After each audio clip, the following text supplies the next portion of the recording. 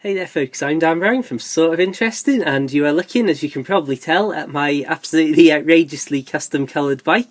This is from Mango Bikes. This is the old model. They've very recently refreshed the range. And well, we're going to flip the back wheel. It's currently on single speed but freewheel, and I'm going to flip it back over to the Fixie side. So, well, a lot of you may be following me or seeing this video after watching my Fixie first ride video or some of my other biking commentaries. If not, then make sure you check those out. But, well, just thought I'd do a quick overview of this, as it's something that a few people have been asking me recently about, well, just Fixies in general. So, as you can see, I've let the chain tension on this get incredibly loose. I mean, that is absolutely outrageous to be riding on a single speed bike. And well, as you can see, it's currently on the freewheel side, so obviously the wheel doesn't have to move while the pedals go. And there, as you can see, is the fixed gear. So we'll flip this around. So obviously if we were on a normal geared bike, then you would have the rear derailleur to give yourself some slack so you could get the chain off the cogs to be able to pop the back wheel off. But obviously on the single speed, the chain is meant to be pretty taut around the front and rear gear. So what you have here, and hopefully this will be relatively clear, you've got these screws at the back, one on each side, and obviously you've got your standard screws in the side there, bolts rather I suppose, and basically unscrew those, so that the wheel becomes loose and you can start to move it forwards to the front of the bike, and then that should give you hopefully enough slack to just be able to pop the chain off, and then obviously your wheel is free.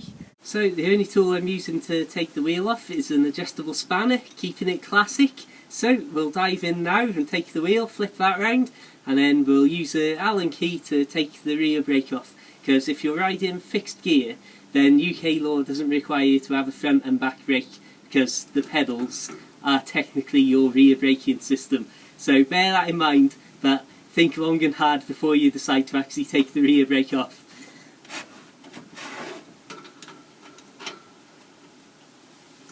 So as you can see, I've managed to get myself a nice bit of slack here, enough to in fact remove that from sitting on the edge of the frame where it normally does entirely.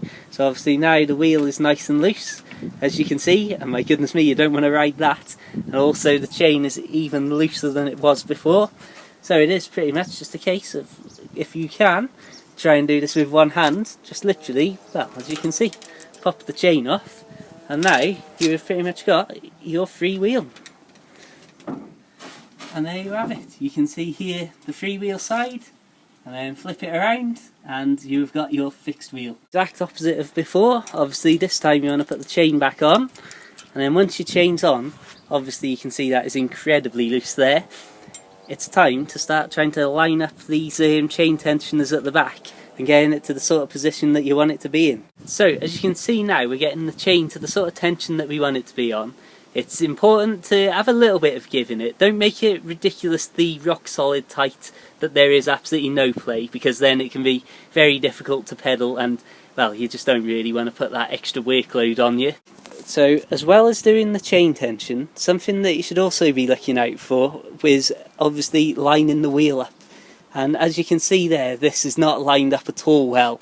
So that means that I've got to fiddle with these and just basically slowly change one to the other, and that'll start the wheel moving from one way to the other. Once you've got it dead centre, try and keep it there, and like I say, settle on your proper chain tension and then tighten up these ones here for all you're worth, and that should hopefully keep it all in place while you're riding. I'm pretty pleased with how that's gone. We've got it pretty much dead centred, and as you can see here, the chain isn't too loose. Certainly a little bit of give in it, but like I say, that's the sort of level that I personally would have it at. So removing the brakes is all pretty straightforward. We're using a classic Allen key on a multi-tool here. You can see we've got the brake system on the back wheel here, and there's just a little place to slot the Allen key just there. So hopefully doing anti-clockwise, and well, you can see instantly it started to come loose. Basically unscrewing that.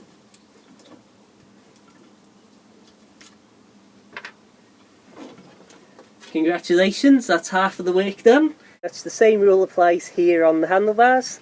Allen key on the back again, turn us anti-clockwise, and there we have it. Now I don't want anything to drop out of here like a screw and drop on the iPad screen. As you can see, it's already come completely loose. Just need to unscrew a little bit further.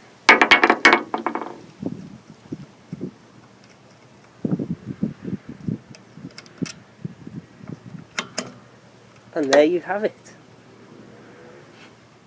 And as you can see, we are now looking at one perfectly road legal bike in the UK. Only one brake on the front and in fixed gear mode.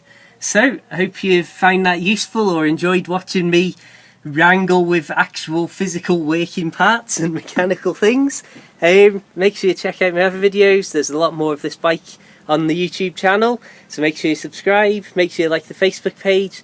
And well, I suppose really, have a fantastic day. I'll see you around soon. Farewell.